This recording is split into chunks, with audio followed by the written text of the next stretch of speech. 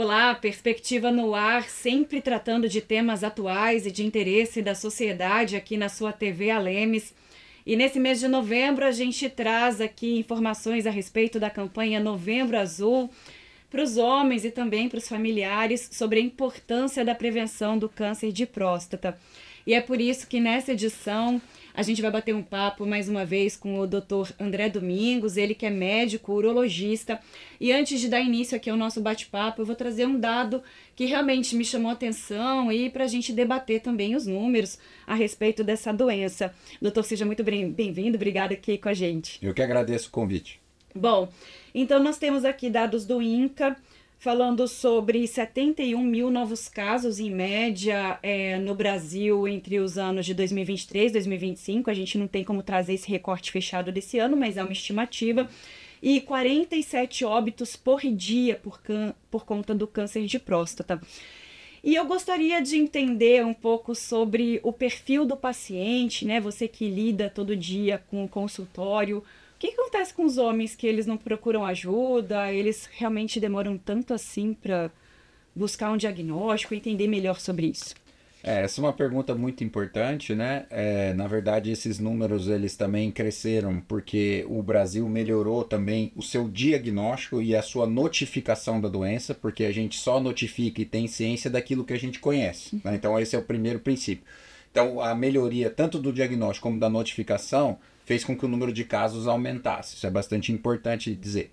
Um outro fator para que o número de casos aumente é o envelhecimento da população. A gente sabe que a pirâmide etária brasileira está mudando. Hoje nós temos o brasileiro vive mais, né? Já estamos próximos dos países de primeiro mundo e o câncer de próstata está muito associado com a idade. Então um dos fatores de risco para o desenvolvimento de câncer de próstata é a idade. Quanto mais velho, maior a chance de ter tumor de próstata. Os números são impactantes, são importantes. O tumor de próstata é o segundo tumor mais frequente, à exceção do câncer de pele não melanoma, mas assim, dos tumores sólidos, ele é o tumor mais frequente no homem já acima dos 40, 45 anos. É importante dizer também que 90% desses tumores, eles, quando diagnosticados na fase inicial, eles são totalmente tratáveis ou curáveis. E isso é importante dizer, por isso que o paciente deve procurar ajuda, fazer a consulta urológica, fazer o acompanhamento para que, se diagnosticado com câncer de próstata, pode ser tratado ainda numa fase inicial. E o que os pacientes falam sobre essa demora para procurar um médico ou para fazer esse exame de rotina, de prevenção mesmo? Assim, na verdade, é uma mudança cultural da população, né? Se a gente for comparar 40, 50 anos atrás, era bem pior, né? A gente sabe que toda a população tem uma resistência de procurar o médico ou só procurar o médico quando ela precisa de tratamento, né?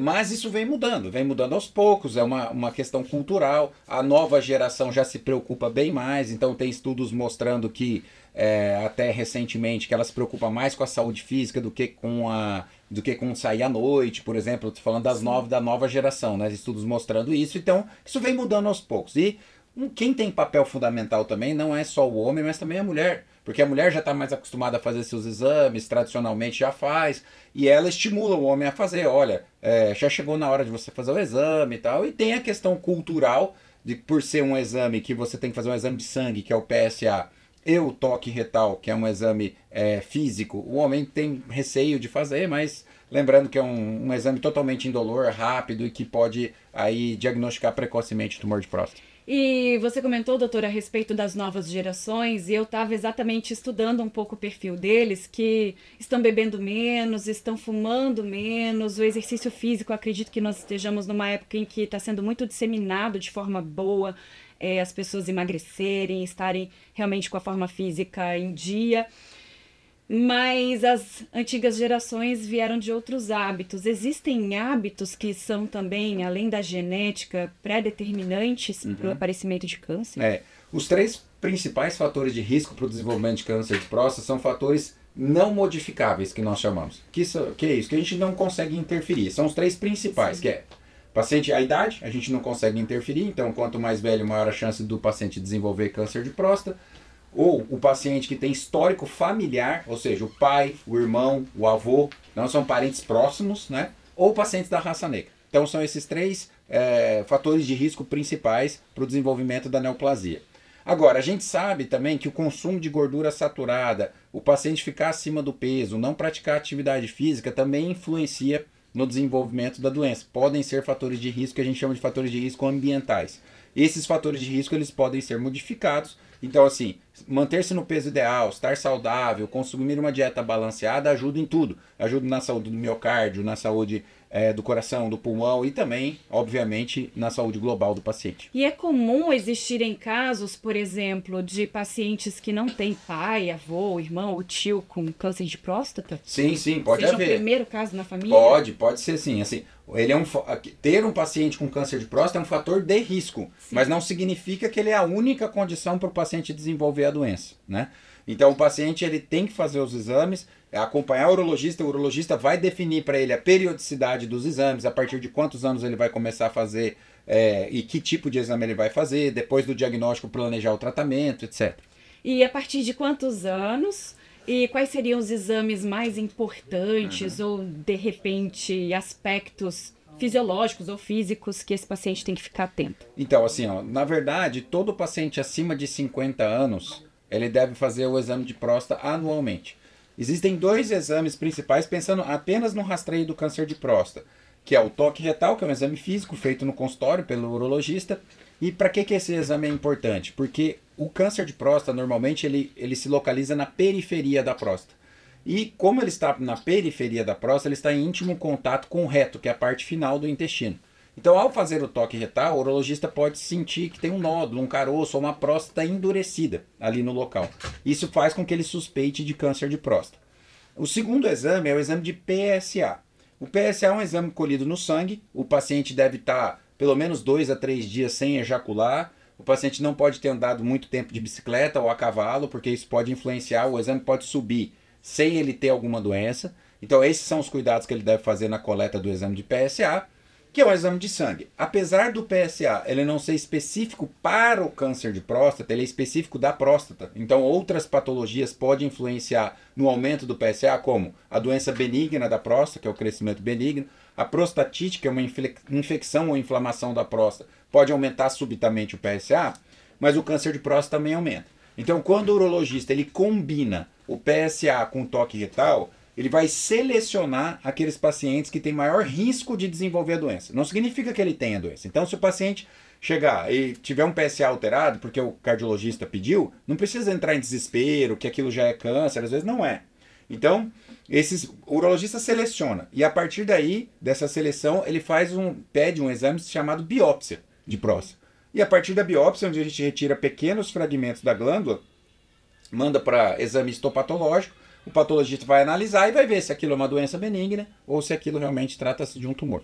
Certo. E no mês passado, que nós comemoramos aí a campanha do Outubro Rosa, trazendo informações também para esse público feminino, a gente, enquanto mulheres, levamos em conta vários aspectos no toque do seio para poder identificar se existe, né, nódulos ou um possível câncer. E na próstata é possível fazer a mesma coisa, identificar aspecto, consistência, se está enrijecido, se está inchado. Isso. Assim, o toque ele é importante porque o urologista consegue definir mais aproximadamente o tamanho da glândula, o volume, né, que ela tem.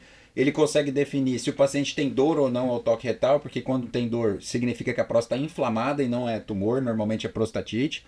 E como eu disse, assim, nódulo pétreo, ou seja, uma próstata endurecida, um caroço, vamos dizer assim, ou uma área que esteja muito endurecida, ela é suspeita, não é patognomônica, ou seja, não é certeza que isso é tumor, mas ela é suspeita para câncer de próstata. E a partir daí, um urologista pode indicar a biópsia.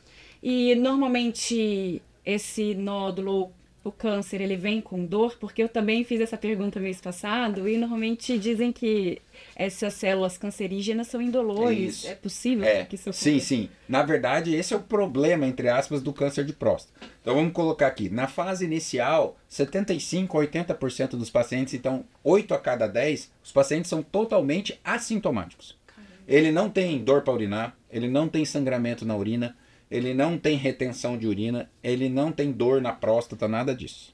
Então, por isso que é importante o paciente fazer os exames, porque se tivesse um sintoma precoce, a gente não precisava ficar fazendo rastreio. Normalmente, teve o sintoma precocemente, vai lá e vê se e acaba fazendo o diagnóstico.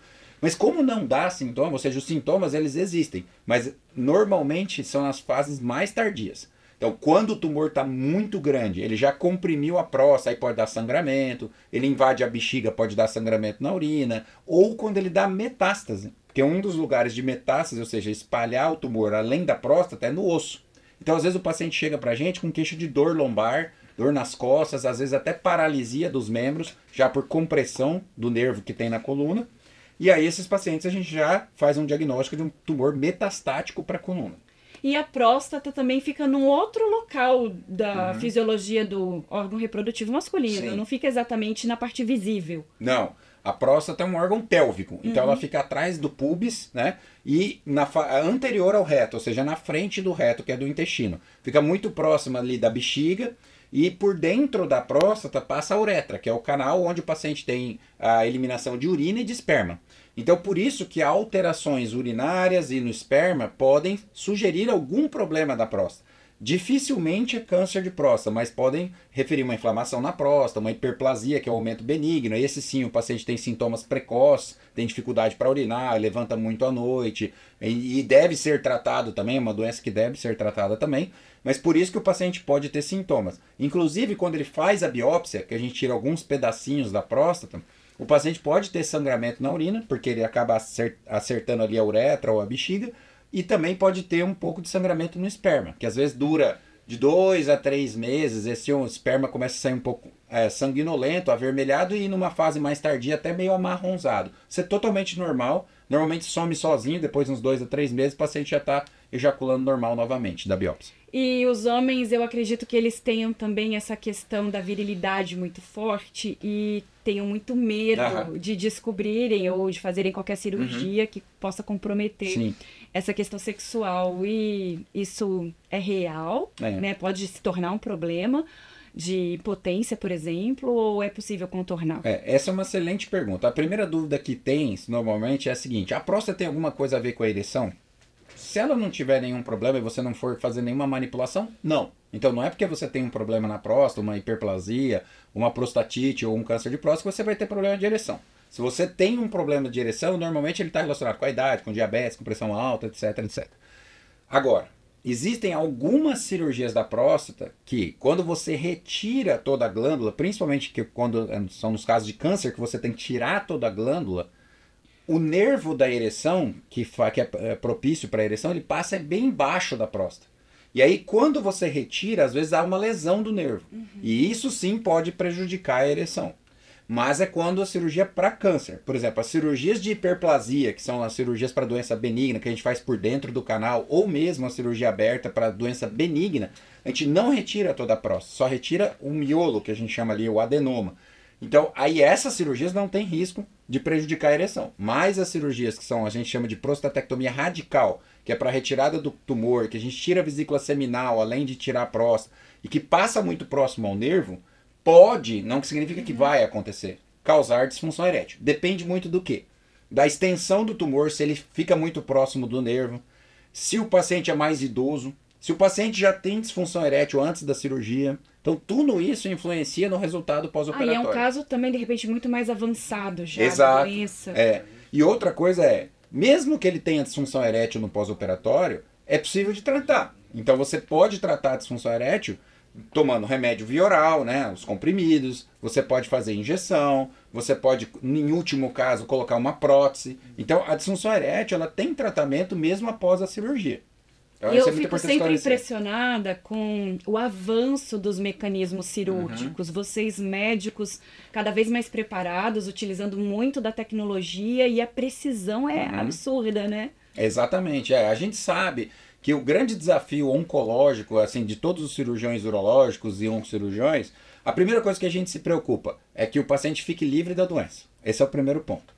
A segunda coisa que a gente se preocupa com o procedimento cirúrgico é que o paciente fique continente. O que é continente? Ele consiga, depois da cirurgia, segurar bem a urina. Porque isso atrapalha muito a qualidade de vida do paciente. Então, como a gente mexe em estruturas muito próximas da uretra, ali da bexiga, a gente precisa preservar a continência. Terceiro, a gente se preocupa muito com a potência. Então, com a cirurgia com a disfunção erétil, não causar disfunção erétil, é a cirurgia. Desde que possível, fazer uma cirurgia sempre preservadora de bandas, que a gente chama, preservando as bandas neurais, para que o paciente possa ter uma função erétil boa no pós-operatório. Mas lembrando, nem sempre a culpa é da cirurgia. Às vezes o cirurgião não tem como não retirar aquilo, senão ele deixa a doença ali. Então ele tem que tirar e aí tratar a disfunção erétil no segundo tempo. E sobre questões também do órgão reprodutor masculino, prestar atenção em secreções, urina, como que isso pode se manifestar? É importante sempre o paciente que já passou dos 40 anos, ele prestar atenção na qualidade da micção. O que é qualidade da micção? Ele acorda muito à noite para urinar? Não é normal isso, né? Se o paciente não tem diabetes ou não toma muita água à noite, não é normal acordar muito à noite. Se o jato começou a diminuir, porque às vezes o paciente ele acredita que é normal, que quando ele vai ficando mais velho, o jato vai ficando fraquinho. Não, isso não é normal. Provavelmente ele tem um crescimento benigno da próstata comprimindo aí o canal. Terceiro, a qualidade da ejaculação. Então, se a ejaculação, o esperma está bem limpo, tá tranquilo, não tem dor para ejacular, se não tem sangramento. Então, tudo isso é importante o paciente observar para ver se ele não está sofrendo de nenhuma doença prostática, né? É importante lembrar também que o Novembro Azul não é só câncer de próstata, né? Nós temos todas as doenças urológicas, nós lembrando aí das doenças dos adolescentes, né? Tumor de testículo, torção de testículo, tudo isso acontece no indivíduo jovem.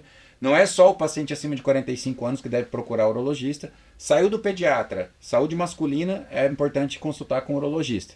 Certo, então já que a gente entrou nesse tema e estamos falando dos jovens, e é bem importante que a gente fale, sem dúvida, sobre torção de testículo e problemas de testículos. Explica melhor isso pra gente. Então, assim, o tumor de testículo, normalmente, ele frequentemente acomete indivíduos de crianças, adolescentes e normalmente até os 35, 40 anos. É a faixa etária mais comum, mas principalmente adolescentes e adultos jovens, né? Então é o tumor sólido mais comum nessa faixa etária e normalmente também, como você falou, assim como de mama ou de próstata, normalmente é um nódulo pétreo, então de novo um caroço indolor. A maioria das vezes não tem dor. Então por isso que os meninos devem fazer o autoexame do testículo, ver se não tem nenhuma massa dura ali no testículo. Se tiver, tem que procurar o urologista. Felizmente, o tumor de testículo é um dos tumores onde a gente tem um dos maiores índices de cura. Seja ele só com a cirurgia, fazendo quimioterapia depois, mas o índice é altíssimo de cura. E a gente tem uma série de exemplos de atores, jogadores que tiveram tumor de testículo. Então, para citar o Armstrong, que foi campeão da Volta da França várias vezes, tem o Nenê do basquete, teve um jogador do Flamengo há um tempo atrás aí também que teve tumor de testículo. Então você vê que afeta a população jovem. Então por isso que é importante a gente sempre orientar e fazer com que os pacientes eles façam o exame, que é um exame fácil de ver, não precisa ficar fazendo ultrassom nem nada, é só palpar o testículo. Já a torção de testículo é um pouco diferente. É um evento agudo, urgente, normalmente leva o paciente, acorda durante a noite com a dor ou durante o dia, uma dor muito insuportável, ele deve procurar rapidamente atendimento médico. Porque se a gente operar esse paciente em até 6 horas, a gente salva 90% dos testículos. Se você deixar para operar um dia depois do diagnóstico, você só vai salvar 10% dos testículos. Então é muito importante procurar atendimento médico urgente. E até sobre essas questões envolvendo a saúde reprodutiva masculina, o senhor comentou no início da entrevista sobre andar a cavalo, bicicleta, motocicleta. Por que atenção com essas atividades? Então, é importante dizer que isso não causa mal nenhum ao paciente, tá?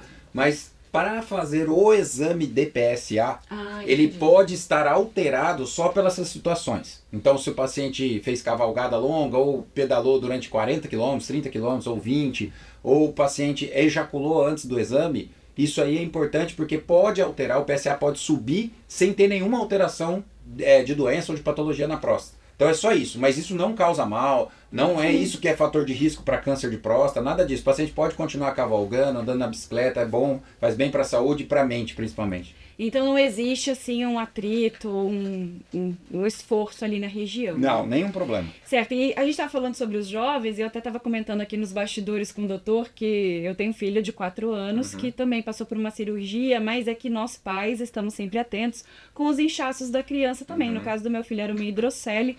Mas eu, depois pesquisando mais sobre o caso, percebo que tem muitos adultos que não foram diagnosticados crianças e que isso acaba evoluindo também de maneira não muito boa, porque não foi corrigido na infância.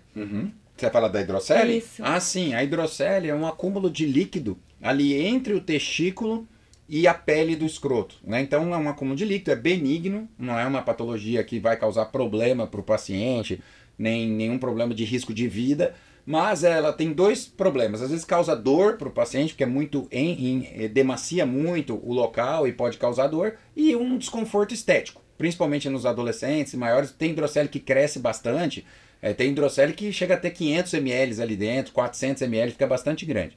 E aí, para o tratamento da hidrocele, principalmente no adulto, nós temos duas opções. Ou a gente faz uma punção, esvazia aquilo lá e faz uma esclerose com agente esclerosante, ou a gente faz a cirurgia, como o seu filho operou, né? Sim. Então, ou a gente faz a cirurgia, que é o tratamento convencional. Aí a gente faz a abertura, drena todo o líquidozinho, everte a túnicazinha ali, fecha. Normalmente um pós-operatório aí de uma semana, 10 dias de repouso, e aí o paciente já está pronto para seguir suas atividades normalmente. E para aquelas pessoas que ainda querem ter filhos e têm medo do diagnóstico, ou foram diagnosticadas de repente com câncer de próstata, é possível que ela ainda consiga ter essa reprodução? Essa é uma pergunta assim, muito interessante. Então, indivíduos, cada vez mais, a população está tendo filho cada vez mais velha, né? Então, pode chegar na fase onde o paciente ainda deseja ter filhos e foi diagnosticado com câncer de próstata. Então, se esse paciente vai fazer o tratamento cirúrgico, a gente recomenda e ele deseja ter filho ainda, que a melhor forma dele se proteger é congelando o sêmen. Porque ele pode congelar sêmen e aí esse paciente vai ficar com sêmen guardado para fazer futuramente uma reprodução assistida, né? Agora, é importante lembrar também que apesar de quando a gente faz a cirurgia o paciente não ejacula mais, não sai mais sêmen porque a gente tira a próstata e a vesícula seminal, os espermatozoides continuam sendo produzidos no testículo. Então, se ele quiser ter filho no futuro, a gente pode captar o espermatozoide de dentro do testículo e fazer a reprodução assistida também. Mas a gente recomenda congelar porque você aí tem as duas opções. Ou você usa o congelado, ou você usa o sêmen de captação intratesticular também. Então, o paciente não fica totalmente sem produção de espermatozoide, porque aí já está produzindo lá no testículo. Existe só uma situação onde a gente tem tumores metastáticos, os pacientes fazem tratamentos mais avançados, onde eles vão fazer hormonioterapia ou quimioterapia. Aí sim ele pode ter um acometimento dos espermatozoides muito importante. Aí é condição sine qua non para esse paciente ele congelar o sêmen antes. Porque antes do tratamento congela. Era justamente nesse ponto que eu gostaria de chegar, porque algumas pessoas tiram a próstata, fazem a cirurgia e já corrigem o problema, e outras têm que passar para o tratamento oncológico, que é muito mais agressivo. Sim, sim. E às vezes faz a cirurgia e depois também tem que fazer o tratamento, né? E é importante lembrar, a gente falou do tumor de testículo. O tumor de testículo afeta indivíduos jovens, que a maioria das vezes não teve filhos. E aí, esses tumores, sim, eles têm uma chance alta de fazer quimioterapia depois. Então, às vezes, nem é só pela retirada do testículo, porque se você tiver um só, ele produz bem, vai bem e normalmente consegue engravidar. Mas, no entanto, a maioria desses pacientes, ou grande parte deles, acaba passando por um tratamento de quimioterapia ou radioterapia. E isso pode afetar muito os espermatozoides. Então, congelar sêmen nesses pacientes é fundamental, porque você preserva a fertilidade futura. Aí ele vai falar, doutor, mas eu não tenho intenção de ter filho. Não, eu não tenho agora. Mas depois a gente acaba falando assim, olha, hoje em dia congelar sêmen não é caro, não é uma coisa absurda, dá para congelar tranquilo e fica lá para o resto da vida até a hora que o paciente desistir. O dia que ele desistir, ele vai lá, assina e a amostra é desprezada. Certo, doutor. Nosso tempo está chegando ao fim e eu quero agradecer pelas explicações, mas quero que o senhor deixe o recado aqui para nossa audiência, para os homens especialmente. A gente está sempre aqui trazendo temas do Novembro Azul, a saúde, a manutenção aí justamente da prevenção para que a gente possa evitar problemas maiores à vida. Então, deixar aqui o nosso recado para os telespectadores da TV Alemes. Sim. Bom, é sempre um prazer estar aqui trazendo informações, né, para a gente discutir esses assuntos, mas o mais importante é aquela velha história, né? Prevenir é muito melhor do que tratar ou do que remediar. Parece um discurso que a avó da gente falava pra gente, mas ele é muito significativo quando a gente está falando de saúde. Então, assim, fazer atividade física, ter uma dieta balanceada, fazer um hobby é muito importante para trabalhar a mente também. E ir ao médico com a frequência necessária, não precisa ficar psicopata, ir no médico todo mês, tal, mas se tem uma recomendação de fazer uma avaliação anual, não tem por que não ir. E aí fazer os exames necessários são suficientes para que a gente possa, se um dia tiver algum problema, ser diagnosticado na fase inicial. Porque tudo que a gente diagnostica na fase inicial, o tratamento, a consequência do tratamento. Primeiro, o resultado é melhor e as consequências do tratamento são bem menores e bem menos desagradáveis do que quando a gente deixa para fazer isso lá para o futuro. Então a minha recomendação é essa, e espero ter contribuído. Tá certo. Doutor André Domingos, médico urologista, obrigada mais uma vez pela sua participação aqui com a gente. Eu que agradeço, obrigado. E nós aqui da TV Alemes, Legislativo Estadual, nós não vamos desistir de dar esse recado aí para todos os homens e mulheres, justamente pensando na preservação da saúde. O programa Perspectiva volta numa próxima edição com um novo tema. Compartilhe o nosso link da internet aí do YouTube com os seus amigos e familiares e a gente vai levar essa voz da prevenção importante aí para toda a sociedade sul-mato-grossense. Até a próxima. Tchau, tchau.